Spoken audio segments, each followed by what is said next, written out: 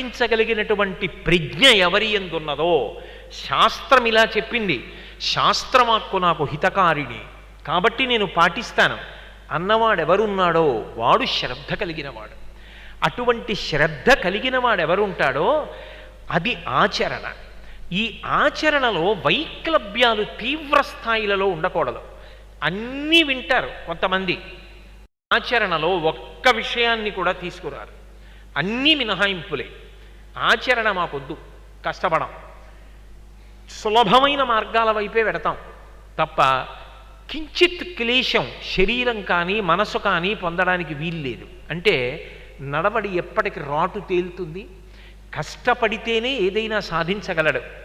ఆయన అంత గొప్పగా వేణువు వాయించారంటే ఇప్పుడు వాయించిన 45 నిమిషాలు కాదు, దాని వెనక ఎన్ని సంవత్సరములు, ఎన్ని పగళ్ళు, ఎన్ని రాత్రులు, ఎంత ఊపిరి, ఎంత కష్టపడితే ఇవాళ 45 నిమిషాల సేపు అలా రంజిల్లేటట్టుగా సభలో కచేరీ చేయగలిగారు. మనిషికి లోపల సాధనా బలం ఉంటే అది ఆచరణగా మారుతుంది. ఒకరి యందు ఆచరణ తీవ్రతరం, వాళ్ళకంత విశ్వాసం. రెండవ వారికి విశ్వాసం లేదు, వింటాడంతే, కానీ ఆయన అలా ఆచరించాడు. అప్పుడు ఏమవుతుందంటే ఎత్తుపల్లాల దారిలో రథం వెళ్ళినట్టుగా ఉంటుంది. అప్పుడు అది కూడదు. వాళ్ళిద్దరి జీవితం సంతోషంగా నడవదు. ఇద్దరూ ప్రతి చిన్న విషయానికి ఇబ్బంది పడుతూ ఉంటారు. అలా ఉండకూడదు, ఒక్క మార్గంలో వెళ్ళాలి. అందుకే చంద్రశేఖరేంద్ర సరస్వతి స్వామివారు సీతారాముల యొక్క చిత్రం తప్పకుండా శుభలేఖ మీద ఉండాలి అనడానికి కారణం, రాముడు ఎక్కడో ఉండనివ్వండి, సీతమ్మ ఎక్కడో ఉండనివ్వండి, వాళ్ళిద్దరి యొక్క నడవడి ఒక్కలా ఉంటుంది. ఎంత విచిత్రంగా ఉంటుందో తెలుసా? ఇద్దరూ యుద్ధం జరుగుతున్నప్పుడు సూర్యుణ్ణే ఉపాసన చేశారు. రామచంద్రమూర్తికి అగస్త్యుడు ఆదిత్య హృదయాన్ని ఉపదేశం చేస్తే సూర్యోపాసన చేశాడు. సీతమ్మ కష్టంలో ఉండి సూర్యోపాసనే చేసింది. అంతేకాదు, ఆయన అంటాడు, సకృదేవ ప్రపన్నాయ తమాస్మీత చయాచతే అభయం సర్వభూతేభ్యో దదామ్యే తద్వ్రతం మమ అంటాడు. వాడు ఎంత తప్పు త్రోవలో ఉన్నవాడు కానీ, ఎన్ని పాపములు చేసినవాడు కానీ, ఒక్కసారి నా దగ్గరికి వచ్చి రామా నేను నీ వాడనన్నాడా, వాడు ఇతపూర్వం ఎటువంటి వాడన్నది నేను చూడను. నేను నీవాడనన్నాడు కాబట్టి నేను వాణ్ణి స్వీకరించి దిద్దుకుంటానంటాడు. అది రాముడి ప్రతిజ్ఞ.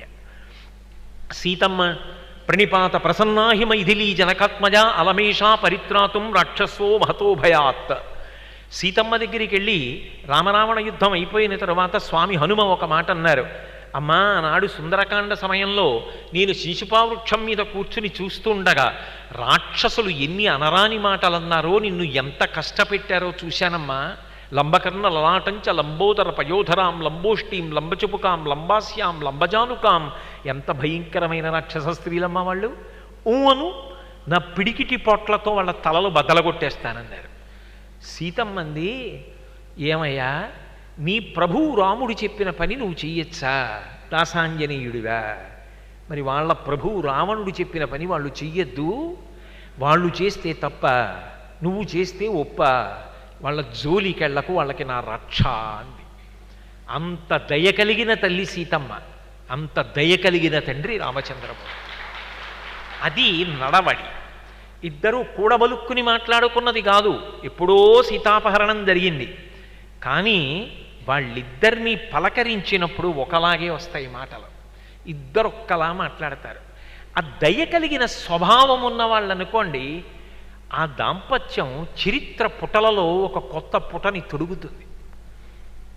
మా జిల్లాలో అలా అనడం తప్పులేదుగా, నేను ఒక జిల్లాలో ఉన్నప్పుడు దాని మీద నాకు ఒక ప్రేమ ఉండాలి. మా ఆంధ్రదేశంలో తూర్పుగోదావరి జిల్లాలో పీగన్నవరం దగ్గర డొక్కా సీతమ్మ గారని ఒక మహాతల్లి ఉండేది. గోదావరికి వరదలు వచ్చాయి. ఎక్కడో మధ్యలో ఇసుక తిన్నె మీద ఒక వ్యక్తి ఉండిపోయాడు. అక్కడి నుంచి అరుస్తున్నాడు, సీతమ్మ ఆకలేస్తోంది, సీతమ్మ ఆకలేస్తోందని. నిరతాన్నదాత డొక్కా సీతమ్మ గారు. ఆ వరదలో ఈదుకుంటూ వెళ్ళడానికి ఎవరూ సిద్ధపడలేదు. ఆవిడంది, ప్రాణం పోతే పోయింది కానీ అన్నం గిన్నెలో కట్టుకుని నెత్తి మీద పెట్టుకుని నేను ఎడతానంది. భర్తగారు అన్నారు, నేనుండగా నీకెందుకే ఆ బాధ, ఏమైతే అయింది, పడవేసుకుని నేను ఎడతానని చెప్పి బయలుదేరుతుంటే మహాతల్లి ఇంత చలిగాలిలో నీటి మధ్యలో చిక్కుకొనున్నాడు. ఎందుకైనా మంచిది అలవాటు ఉందేమో కాల్చుకోవడానికో చుట్ట కూడా పట్టుకెళ్ళండి అని. ఆయన అన్నపాత్ర పట్టుకుని పడవేసుకుని దాటుకుంటూ వెళ్ళి గోదావరి మధ్యలో చిక్కుకున్నటువంటి వ్యక్తికి అన్నం పెట్టి చుట్ట ముట్టించి వెలిగించి ఆయన పొగ తాగుతుంటే తిరిగి వచ్చాడు. అందుకే చిట్ట చివర ధనమంతా అయిపోతే ఆయన వెళ్ళి పొలం దున్నుతుంటే లంకి బిందెలు దొరికి మళ్ళీ అన్నదానం చేయగలిగారు.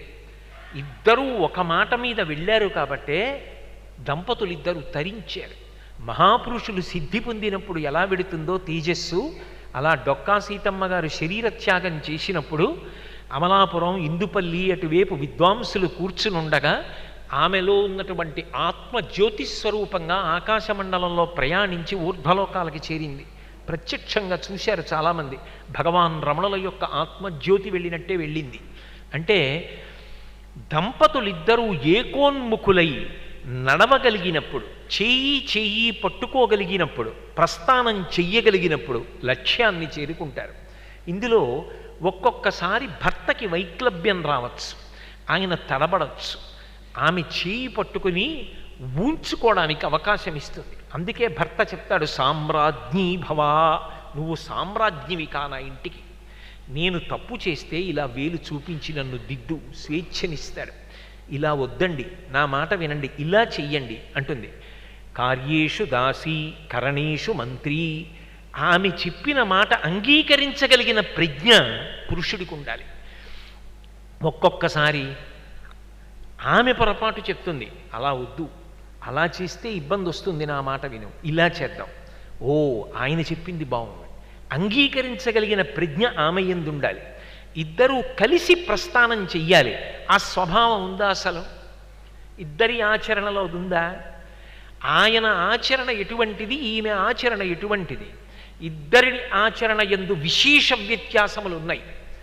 ఆమెకి ఇంట్లో ఉండడం కన్నా ఎక్కడి నుంచో తెచ్చుకు తినేసి పడుకోవడం సంతోషం.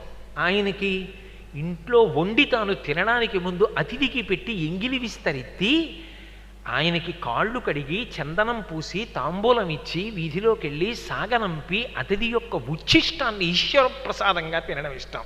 ఎలా పొంతన కుదురుతుంది? చాలా కష్టం అవుతుంది ఆ దాంపత్యం. అందుకే ఇద్దరి యొక్క నడవడిని పరిశీలనం చేస్తారు.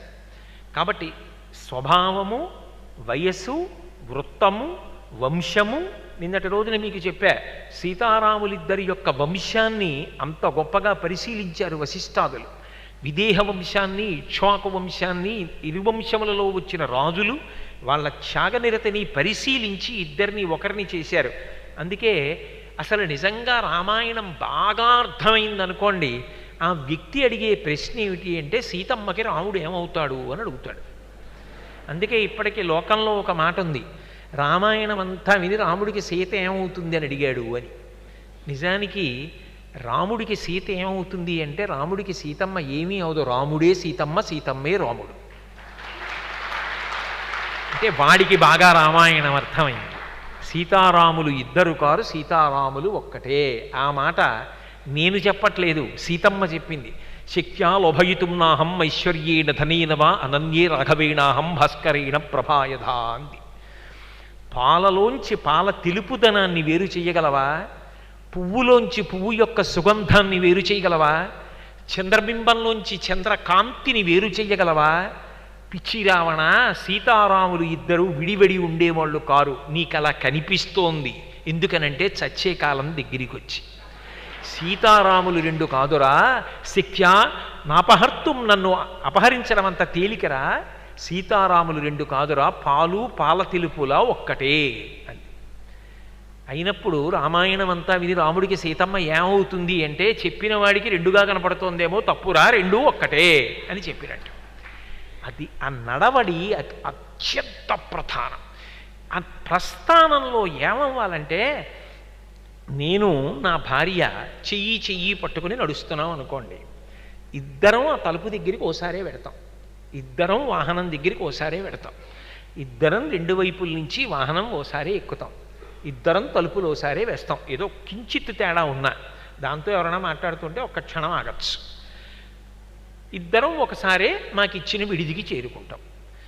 ఇద్దరం కలిసి ప్రస్థానం చేస్తే ఇద్దరం లక్ష్యాన్ని ఒకసారే కదూ చేరుతున్నాం.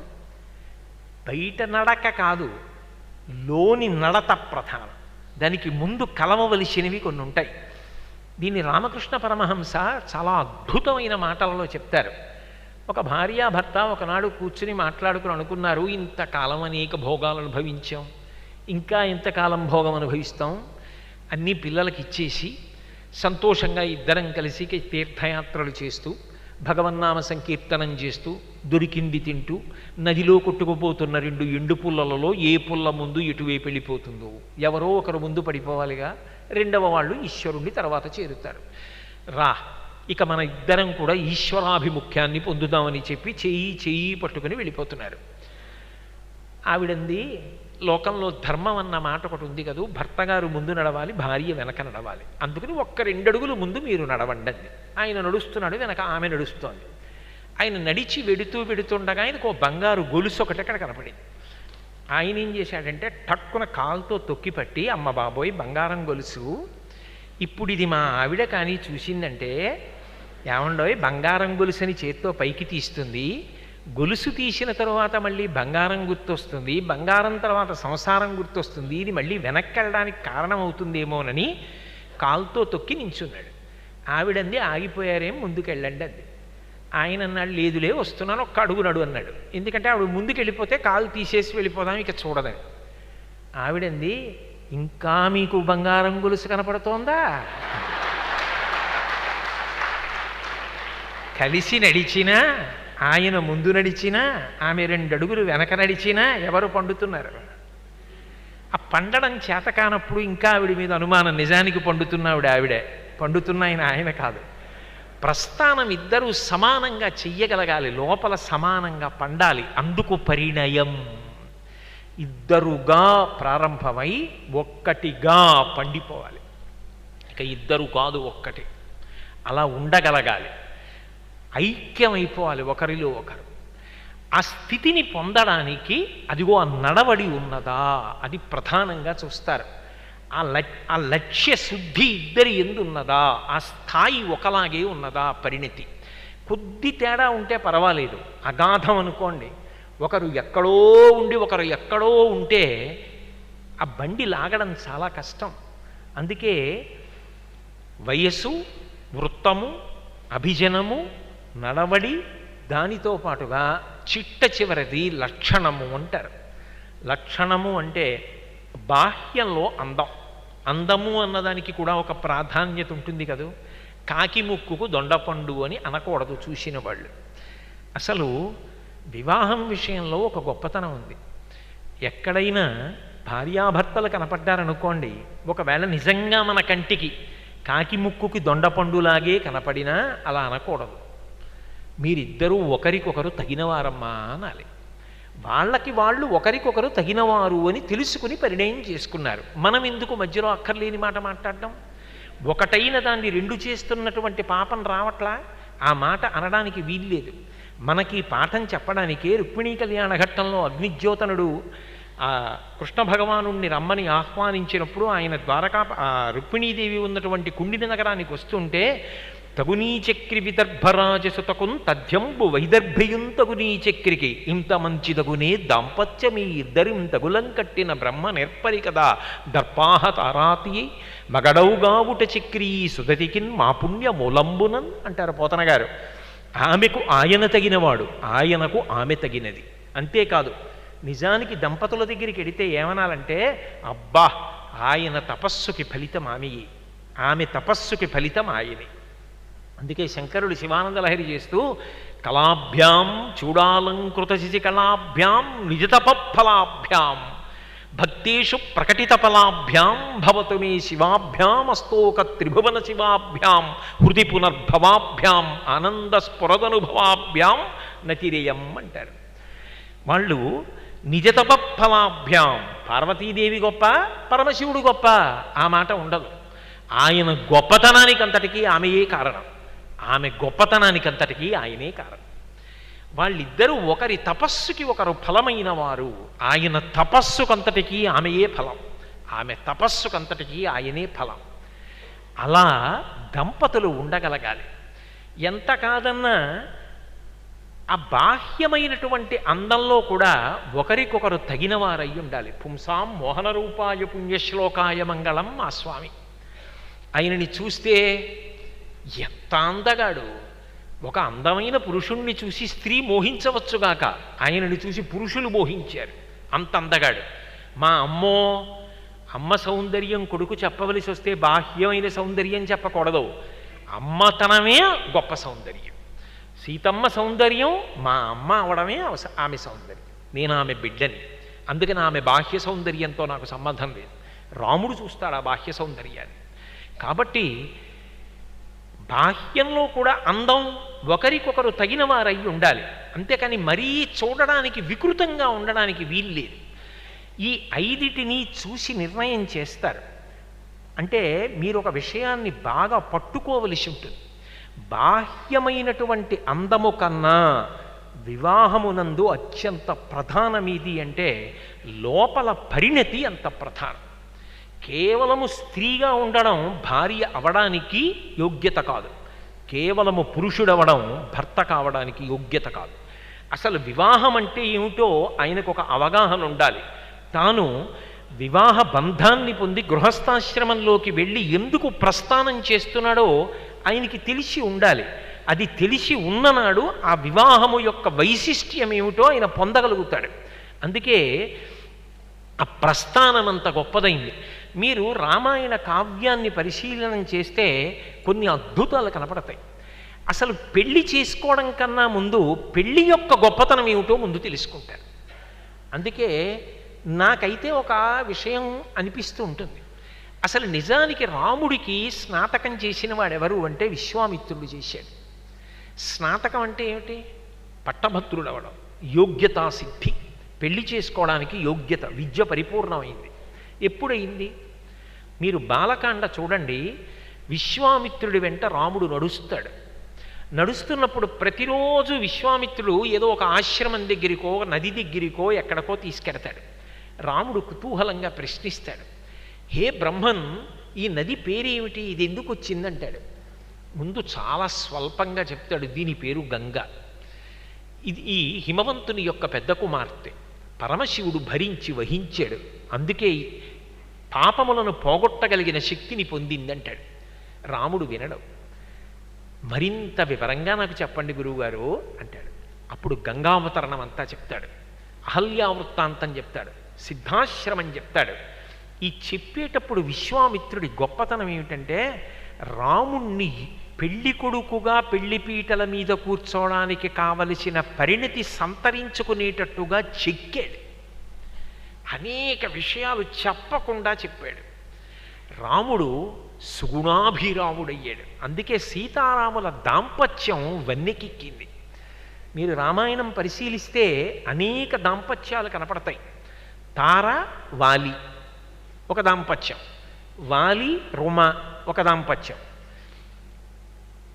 గౌతముడు అహల్య ఒక దాంపత్యం, దశరథుడు కౌసల్య సుమిత్ర కైకేయి ఒక దాంపత్యం, రావణాసురుడు మండోదరి ఒక దాంపత్యం. ఇలా బోలెడంతమంది దంపతులు కనపడతారు. అందరికన్నా వయసులో చిన్నవాళ్ళైనా పరిణతి కలిగిన దంపతులు ఎవరంటే సీతారాములు. వయసు కాదు ప్రధానం, ఆ పరిణతి, ఒకరికొకరు తగినవారు, లోపల పండినటువంటి తనం. ఇద్దరూ అలా కలవడం లోకానికి ఒక మంగళప్రదమైనటువంటి విశేషంగా మారిపోయింది. అందులో మీరు గమనిస్తే శ్రీరామాయణం బాలకాండలో ఒక అద్భుతమైన ఘట్టం కనబడుతుంది. కుశనాభుడు అని ఒక రాజు, ఆయనకి ఘృతాచి అనబడేటటువంటి అప్సర స్త్రీ యందు 100 కన్యలు కలిగారు. 100 మెరుపు తీగల వంటి సౌందర్యం ఉన్నవారు. వాళ్ళు 100 ఒకనాటి సాయంకాలం వేళ తోటలో వివిధ వాద్య పరికరములను మ్రోగిస్తూ నృత్యం చేస్తూ సంతోషంగా తిరుగుతున్నారు. వాయుదేవుడు చూశాడు. ఆయన అన్నాడు, మీరింత అందగత్తెలు, ఇంత అందగత్తెలైనటువంటి మీరు మనుష్య స్త్రీలుగా పుట్టారు కాబట్టి మాకురు ధనజన యవ్వన గర్వం హరతి నిమేషత్కాల సర్వం మాయామయమిదమఖిలం హిత్వా బ్రహ్మపదం త్వం ప్రవిశ విదిత్వా అని కదా శంకర భగవత్పాదులు. కాలంలో మీ అందం తరిగిపోతుంది, జర్జరీభూతమైపోతుంది ఈ శరీరం. నాకు భార్యలైతే మీ అందం తరగదు, శాశ్వతంగా ఉంటుంది, మీ నూర్గురు నాకు భార్యలు కండి అన్నారు. వాళ్ళు వెంటనే వాయువు సాక్షాత్తు దేవత అని తెలిసి కూడా ఆయనని ఏమని సంబోధించారో తెలుసా? దుర్మేధాహ అన్నారు. దుష్టబుద్ధి కలిగిన వాడా అని పిలిచారు. పిలుస్తూ వాళ్ళన్నారు, మా భూత్సకాలో దుర్మేధ పితరం సత్యవాదినం అవమన్య స్వధర్మేణ. మేము ఎలా మా స్వధర్మాన్ని విడిచిపెడతాము అని చెప్పి నువ్వు అనుకుంటున్నావు? నువ్వు మాతో ఏమని అడుగుతున్నావు? మా నూర్గురుని నీకు భార్యలు కమ్మని అడుగుతున్నావు. కానీ స్వయంవరముపాస్మహే, మా అంత మేంగా నీకు భార్యలం అయిపోవా? పితాహి ప్రభురస్మాకం పరమం దైవతం హి సహ యస్యనో దాస్యతి పితా సనో భర్త భవిష్యతి. ఆడపిల్లలకి యోగ్యుడైనటువంటి వరుడు ఎవరు అని నిర్ణయించవలసినటువంటి వాడు వయస్సునందు పెద్దవాడై సత్యవాది అయినటువంటి తండ్రి. ఎందుచేత అంటే ఆయన మా పెళ్లి విషయం పట్టించుకోకపోతే, మాకు యోగ్యుడైనటువంటి వరుడు ఇతను అని తండ్రికి తెలిసున్నా వేరొకరి ఒత్తిడి వలనో వేరు కారణముల వలనో మాకు యోగ్యుడైన వరుణ్ణిచ్చి వివాహం చెయ్యకుండా వేరొకరి ఒత్తిడికి లొంగిపోయి అయోగ్యుణ్ణి మాకు కట్టపెట్టాలనో అనుకుంటే, లేదా అసలు మా వివాహ విషయాన్ని ఆయన పట్టించుకోకపోతే మేము స్వతంత్రించవచ్చు, అప్పుడు మా బుద్ధిని ప్రయోగించవచ్చు. ధీరాహ, బుద్ధిమంతులమై మా పెళ్లి ప్రయత్నం మేము చేసుకోవచ్చు. శాస్త్రం అంగీకరించింది వేదం. అప్పుడు రుక్మిణీ కళ్యాణంలో లేఖ రాసింది కదండి, మీరు పెద్దలు పెద్దలంటారే అస్తమానం అని అనకూడదు. అక్కడికి ఇక్కడికి ఒక తేడా ఉందని గుర్తుపెట్టుకోవాలి. బంధువులందరూ బాలికకు కృష్ణునమిత్తుమటంచు శేషు సేముషీ సింధువులై విచారముల్ చేయగా దుస్సందుడు రుక్మి అడ్డుపెట్టి అందరూ రుక్మిణీదేవిని కృష్ణుడికి ఇచ్చి పెళ్లి చేస్తామన్నారు. తండ్రి మహానుభావుడు, ఆయన కూడా అంగీకరించాడు. కానీ పెద్దన్నగారు మాత్రం అడ్డుపెట్టాడు.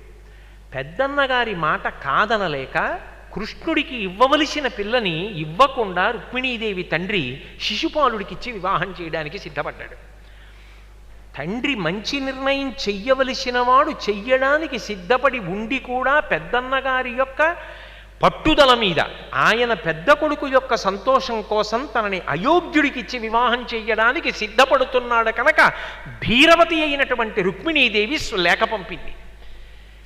అంటే తండ్రి తన యొక్క కర్తవ్యత నిష్ఠయందు వైక్లభ్యాన్ని పొందాడు.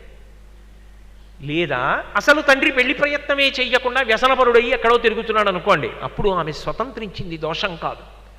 పితరం సత్యవాదిన, మా తండ్రి మాకు యోగ్యులైన వరుల్ని తీసుకురావాలని అన్వేషిస్తున్నాడు.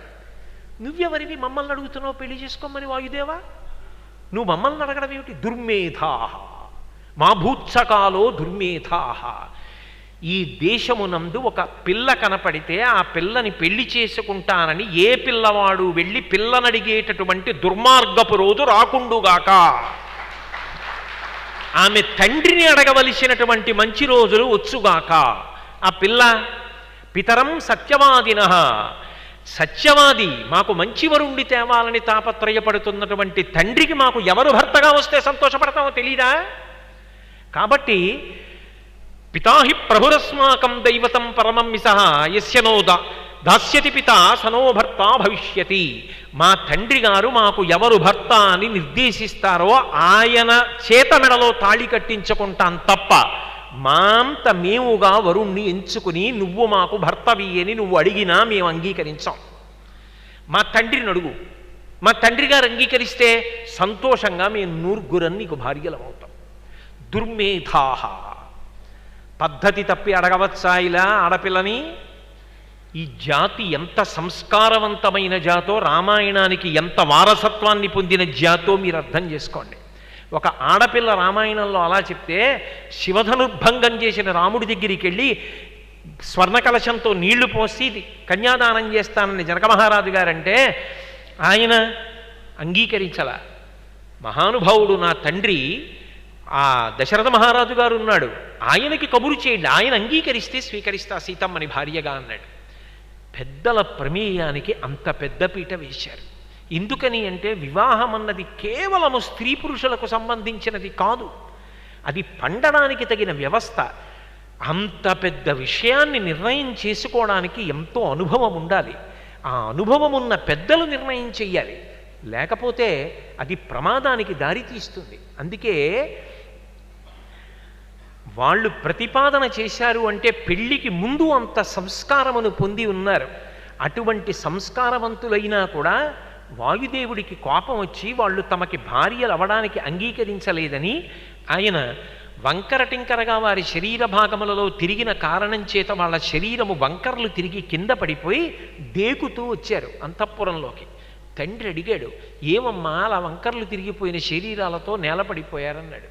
జరిగిన వృత్తాంతం చెప్పారు. ఆయన అన్నాడు, అమ్మా మీరు తపశ్శక్తివంతులు కదా, మీరెందుకు శపించలేదు వాయుదేవుణ్ణి అన్నారు. వాళ్ళన్నారు, నాన్నగారు ఒకడు తొందరపడ్డాడని రెండో వాడు కూడా తొందరపడితే లోకం నిలబడుతుందా? ఓర్పు పట్టద్దా? సహనం ఉండద్దా? ఓర్పు పట్టాను నాన్నగారు అన్నాడు. తండ్రి పొంగిపోయాడు. అమ్మా ఎంత గొప్ప మాట అన్నారమ్మా. క్షమాదానం క్షమా యజ్ఞ క్షమా సత్యం హి పుత్రికా క్షమా యశ క్షమా సత్యం క్షమయావిష్ఠితం జగత్. అమ్మా ఓర్పు యజ్ఞమమ్మా, ఓర్పు ధర్మమమ్మా, ఓర్పు సత్యమమ్మా, ఓర్పు దానమమ్మా, ఓర్పునందు ఈ లోకం నిలబడిందమ్మా. ఎంత గొప్ప ఓర్పు పట్టారు తల్లి. మీలాంటి కూతుళ్ళని చూసి పొంగిపోతున్నాను. సోమద అని ఆమెకి చూళి అనబడేటటువంటి మహర్షికి కలిగినటువంటి సంతానం. బ్రహ్మదత్తుడు అనబడేటటువంటి వరుడికిచ్చి కన్యాదానం చేశారు ఈ నూరుగురిని. బ్రహ్మదత్తుడు ఒక్కొక్కరి చెయ్యి పట్టి పాణిగ్రహణం చేస్తుంటే వాళ్ళల్లో వంకరటింకరగా ఉన్న వాయువు ఆయన శక్తికి సక్రమంగా తిరిగి మళ్ళీ నూరుగురు సరి అయిన రీతిలో నిలబడ్డారు. బ్రహ్మదత్తుడు వివాహం చేసుకున్నాడు. విశ్వామిత్రుడు ఈ విషయాలన్నీ రామచంద్రమూర్తితో చెప్తూ ఉంటే, ఓ వివాహం అంటే ఇంత గొప్పదా, ఒక స్త్రీని భార్యగా స్వీకరించడం అంటే ఇంత గొప్ప విషయమా, ఇలా కలిసి బ్రతకాలా, ఇలా జీవించాలా, ఇలా ప్రస్థానం చెయ్యాలా, ఇలా తరించాలా. వివాహం అన్నది మనకి సంబంధించిన విషయం కాదు. దంపతులు ఒక్కచోట గాడి తప్పిన వాళ్ళు కనపడితే వాళ్ళ వల్ల సమాజంలో అనేక మంది భ్రష్టమైపోతారు. వాళ్ళని ఉదాహరణగా చూసి ఇలా కూడా బతకచ్చని. సమాజం మీద ప్రభావం చూపించట్లా, ఎలా నీ వ్యక్తిగత విషయమైంది. కాబట్టి వివాహం అనేటటువంటిది సర్వోత్కృష్టమైనటువంటి సంస్కారం మనిషికి. 84 లక్షల జీవరాశులలో మిగిలిన ఏ ప్రాణికి ఇది లేదు, ఒక్క మనుష్య ప్రాణికే ఉంది. అందుకే వివాహ బంధంలో, వివాహ సంస్కారంలో నిజానికి ఆ పరిణతి పొందాలి అంటే పిల్లలకి పట్టభద్రుల్ని చేయడం, పాఠాలు చెప్పడంతో పాటుగా రామాయణాది కావ్యములను కూడా ప్రబోధం చెయ్యాలి. అసలు కలిసి ప్రస్థానం చెయ్యాలి. 2 వస్తువులు ఒరుసుకుంటే వేడి పుడుతుందండి. నా 2 వేళ్లే నా కుడి చేతి చూపుడు వేలుని ఎడమ చేతి చూపుడు వేల పెట్టి రాస్తే వేడి పుడుతుంది. 2 లోహపు కడ్డీల్ని తీసుకొచ్చి ప్రాణం లేని వాటిని ఉరిపిడి తీసుకొస్తే వేడి పుడుతుంది. ప్రాణమున్న 2 వ్యక్తులు కలిసి జీవితాన్ని ప్రారంభించినప్పుడు అభిప్రాయ భేదాలు ఉండొచ్చు. అభిప్రాయ భేదాలు ఉండడం మనిషికి ఉండేటటువంటి లక్షణం. అభిప్రాయ భేదములు ఉన్నా ఏకోన్ముఖులై వాళ్ళ ప్రస్థానానికి అది అడ్డు రాకుండా సంస్కరించుకొని కలిసి ప్రయాణం చేయడానికి ప్రేమ పరిష్కారం కావాలి. ప్రేమ అంటే ఏ ప్రతిఫలాన్ని అపేక్షించకుండా అవతల వారి బలహీనతని తాను ఉపేక్షించి క్షమించగలగాలి. ఆమె యందు ఈ దోషం ఉంది, ఆమెకి ఈ లోపం ఉంది, నేను భరించి ఆమె లోపం లోకానికి తెలియకుండా కాపాడుకుంటా. ఆయనకి ఈ లోపం ఉంది, ఆయన లోపం లోకానికి తెలియకుండా నా గుండెల్లో పెట్టుకొని కాపాడుకుంటా. ఒకరి లోపాన్ని ఒకళ్ళు భరించగలగాలి. నా బిడ్డడికి అనారోగ్యం వచ్చిందనుకోండి, వాడు చాలా నీరసపడి ఉన్నాడు అనుకోండి, నేను వాడిని ఎక్కువ ప్రేమించడానికి కారణం అదే. అయ్యో వాడు చాలా నీరసపడిన పిల్లవాడే అని ప్రేమిస్తాను, వాడు ఎలా వృద్ధిలోకి వస్తాడని. మరి నీ భార్య యందు ఏదైనా చిన్న దోషం ఉంటే దాన్ని ప్రేమతో సహించలేనప్పుడు ఇంకా దాంపత్యానికి అర్థమేముంది? భర్తలో ఒక చిన్న దోషం ఉంటే ప్రేమతో హత్తుకుని భరించలేనప్పుడు ఇంకా వైవాహిక బంధానికి అర్థమేముంది? అలా కలిసి ప్రస్థానం చెయ్యడానికి మనసులలో పరిణతి కావాలి, ఓర్పు కావాలి, భరించగలిగిన శక్తి కావాలి, దిద్దుకోగలిగినటువంటి సంస్కార వైభవం కావాలి, చెయ్యి పట్టుకుని ప్రస్థానం చెయ్యగలిగిన పరిణతి కావాలి. అందుకే వివాహ క్రతువు యందు అనేకమైన విషయములన్నీ కూడా మానసిక సంస్కారములకు సంబంధించిన ఉంటాయి. మీరు జాగ్రత్తగా గమనించాలి.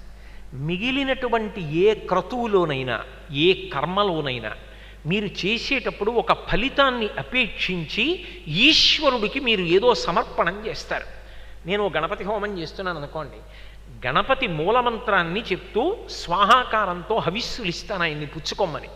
నా భక్తి చేత ప్రీతి పొందిన విఘ్నేశ్వరుడు నా ప్రతిబంధకాన్ని తీసి నా అవసరాన్ని తీర్చాలి అని కోరుకుంటారు. కానీ వివాహ వైశిష్ట్యంలో ఉన్న గొప్పతనం ఏమిటో తెలుసా? వివాహ సంస్కారాన్ని మీరు పరిశీలనం చేస్తే అందులో ఉండేటటువంటి అంగములు మనిషి యొక్క మనసుని సంస్కరించడానికి వస్తాయి. ప్రతి అంగములో మనసు ప్రధానమై ఉంటుంది తప్ప కేవలం భౌతికంగా కాళ్ళు చేతులు పూజ స్వాహాకారం నెయ్యేయడం అక్కడతో ఆగదు. ప్రధానముగా ఏది అంటే మనసుని సంస్కరిస్తారు. అందుకే మీరు చూడండి, వరుడు ధర్మపత్నిని అడుగుతాడు, నేను మీకు పరమ సత్యం చెప్తున్నాను, వేదిక ఎవరిది అన్నది ప్రధానం.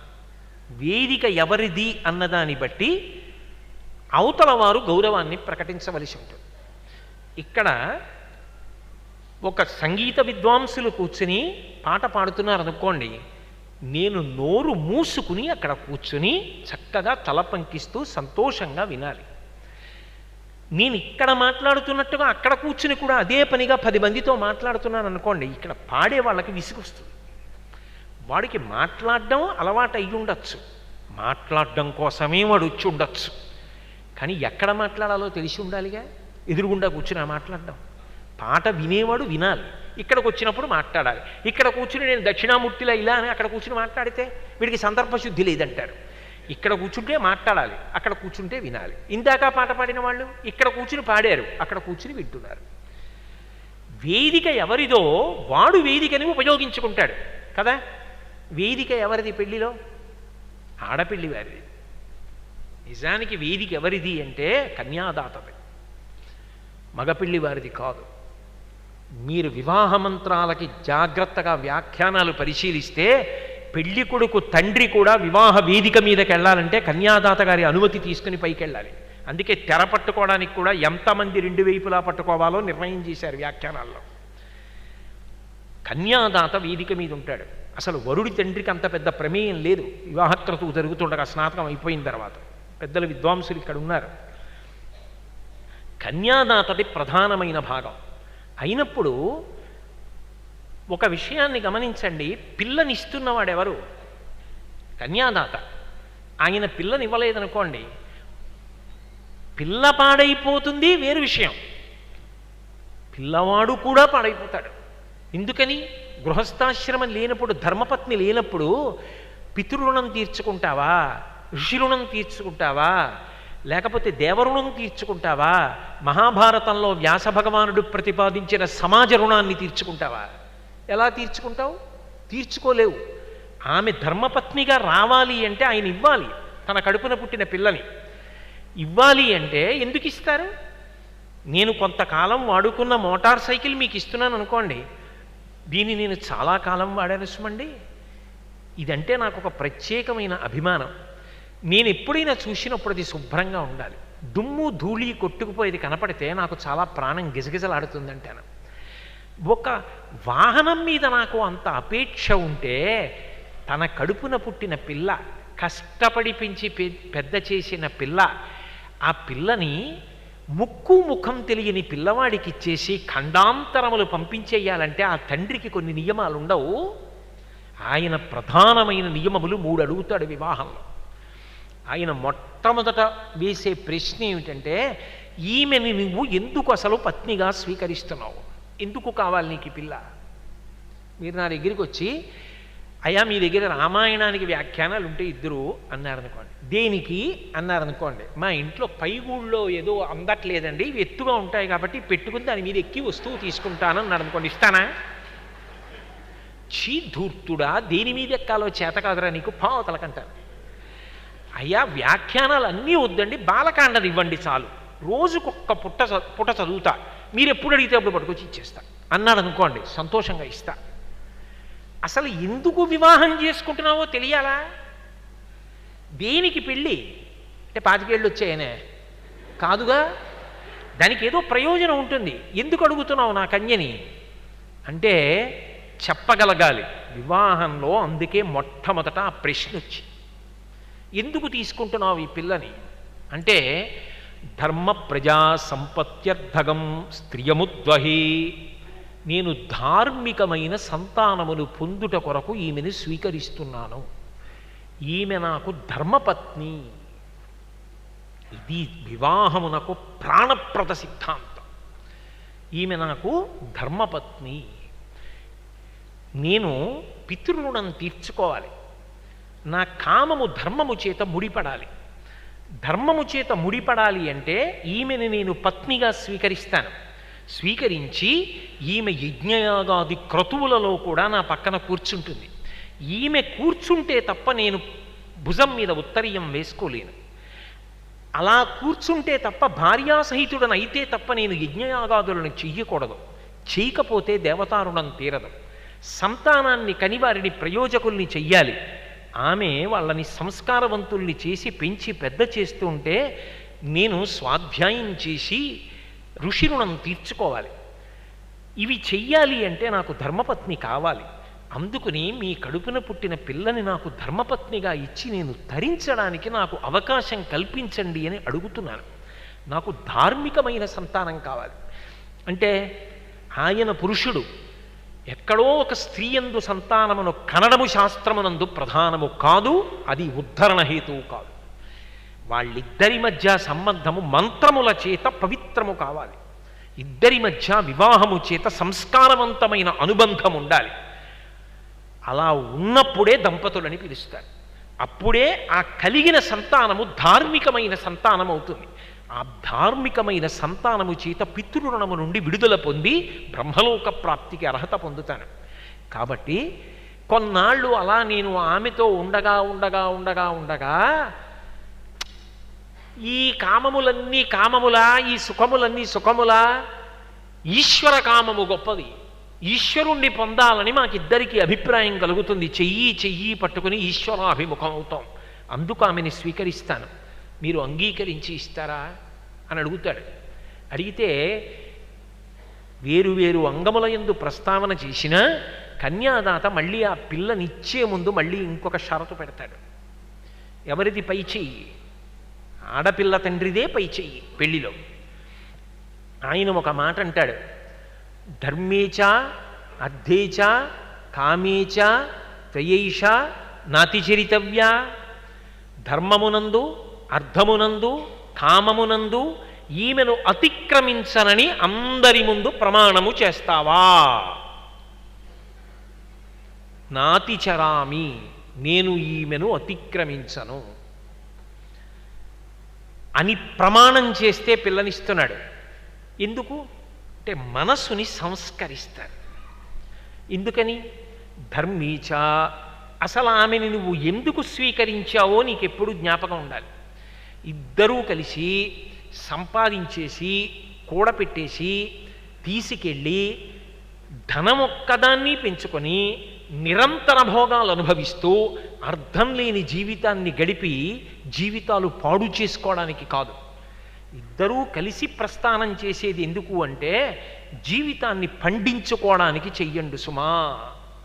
అలా అంగీకరిస్తారు కాబట్టే గురువుగారు వచ్చి కొన్ని మాటలు చెప్తారు. ఎందుకు కలుస్తున్నారో తెలుసా మీ ఇద్దరు దంపతులుగా? సత్యం వద ధర్మం చరా. బాగా జ్ఞాపకం పెట్టుకోసుమా నువ్వు.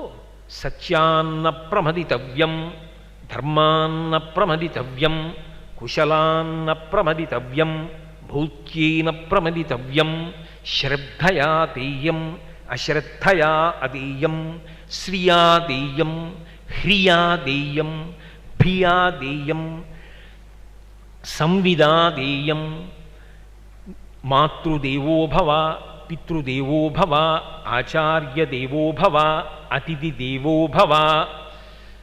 ఇవన్నీ నేనేదో చెప్తున్నాను అనుకోకు. ఇవన్నీ కూడా ఏష ఉపదేశ, ఏష ఆదేశ. గురువుగారు చెప్తున్న మాటలు. నువ్వు అంటే మీరు జాగ్రత్తగా గమనించండి, ఇంకెక్కడ ఉండదు. ఒక్క వివాహంలో మనస్సు మీద సుత్తి పెట్టి రాతి మీద కొట్టినట్టు చెప్తాడు గురువు. ఏదో మీ ఇద్దరూ కలిసి భోగాలు అనుభవించడానికి వెళ్ళట్లేదు వివాహ బంధంలోకి. వివాహాన్ని ఎందుకు చేసుకుంటున్నావు? సత్యం వద. నువ్వు సత్యాన్ని పలుకు, ఆమెకి సత్యం పలకడం అలవాటు చేయి. ఇద్దరూ సత్యమును అన్వేషించండి, మారని పరబ్రహ్మమును చేరుకోండి. సత్యమేవేశ్వరో లోకే సత్యం పద్మాశ్రితా సదా సత్యమూలాని సర్వాణి సత్యాన్నాస్తి పరమం పదం. ఆ సత్యాన్ని నువ్వు పలుకు, ఆమెతో కూడా సత్యము యొక్క ప్రాముఖ్యతని చెప్పి పలికించు. ఆ సత్యము మనల్ని కాపాడుతుంది అని ఊంచుకుని నమ్మకం కలిగేటట్టు చెయ్యి. అబద్ధాలు నువ్వు ఆడి అబద్ధాలు ఆడడం ఆమెకి నేర్పకు, పిల్లలకి తర్వాత నేర్పకు. సమాజమును నాశనం చెయ్యకు. సత్యం వద, ధర్మం చరా. ధర్మము గొప్పది, ధర్మాన్ని పట్టుకో. దేశము కాలము ఈ రెండిటిని ఆధారం చేసుకో. ఒక దేశమునందు చేసిన ధర్మము వేరొక దేశమునందు ఉండదు. నేను నా ఇంట్లో ఉంటే చేసే పూజ వేరు, బయటికి వస్తే చేసే పూజ వేరు. కుదరదు. ఇంట్లో చేసినట్టు ఇక్కడ ఉండదు. ఒక దేశమునందున్న ధర్మం ఇంకొక దేశంలో ఉండదు. నేను కేదార్నాథ్ వెడితే చొక్కా బనీను విప్పేసి ఉత్తరీయం కప్పుకొని అభిషేకం చెయ్యలేను. అక్కడ ఉన్న చలికి రగ్గులు కప్పుకొని అభిషేకం చేయాలి స్వెటర్ వేసుకొని. అక్కడ ధర్మం వేరు. ఇక్కడ కపాలేశ్వర స్వామి దేవాలయంలోకి వెడితే నేను చొక్కా బనీను తీసి దేవాలయంలోకి వెళ్ళాలి. ఇక్కడ ధర్మం వేరు. దేశమును బట్టి మారుతుంది, కాలమును బట్టి మారుతుంది. పొద్దున్న ఉన్న ధర్మం మధ్యాహ్నం ఉండదు, మధ్యాహ్నం ఉన్న ధర్మం సాయంకాలం ఉండదు. భార్య ముందు నించుంటే భర్తృధర్మం, అన్న ముందు నించుంటే తమ్ముడి ధర్మం, తండ్రి దగ్గర నించుంటే కొడుకు ధర్మం, ఉద్యోగానికి వెడితే ఉద్యోగి ధర్మం, సమాజంలోకి వెడితే పౌరధర్మం, ఇక్కడ కూర్చుంటే ప్రవచన ధర్మం, అక్కడ కూర్చుంటే శ్రోత ధర్మం. నిరంతరం మారుతుంది ధర్మం. ఎక్కడ ఎలా ఉండాలో అలాగే ఉండు, ఇంకొకలా ఉండకు. కాబట్టి సత్యం వద, ధర్మం చరా, సత్యాన్న ప్రమదితవ్యం. ఎప్పుడూ కూడా సత్యమేది అన్న విషయంలో పొరపాటు పడకు. నీకు అనేక మాటలు నా శ్వాసని కష్టపెట్టి పాఠాలు నేర్పా. ఏది సత్యమో, ఏది మారదో, ఏది నిజమో తెలుసుకో, పొరపాటు పడకు.